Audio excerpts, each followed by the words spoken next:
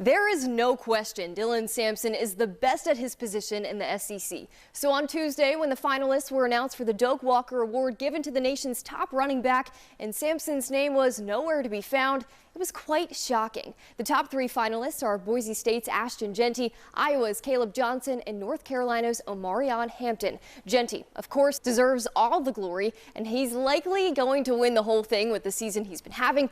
But if you compare Sampson to Hampton, Sampson has been able to score a lot more with almost 30 fewer carries. But what has really riled Vol fans is that Sampson's unbelievable impact in the SEC seems to be going unnoticed. These are just 5 of the 12 categories he leads the SEC in. We've got rushing touchdowns, rushing yards, points scored, 100-yard games, consecutive touchdown games with 11. We're talking about being #1 in all of these categories against some of the toughest teams in the entire country. In fact, Sampson's rushing average is actually higher against these conference opponents. And let's not forget about the program records he's broken this season at Tennessee. Most rushing and total touchdowns scored in a single season, most points scored in a single season. Sampson also has the most consecutive games with a touchdown. He scored at least once against all 11 opponents so far this year. On Tuesday, running backs coach Darrell Sims shared his thoughts on Sampson's production so far this season.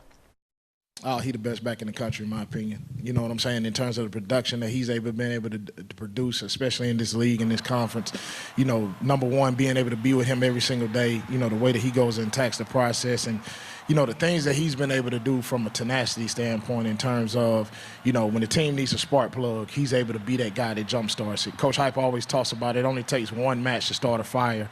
And a lot of times we get in critical situations and he's that guy that jumpstarts the fire that gets us rolling in the right way. So in my opinion, he's the best back in the country.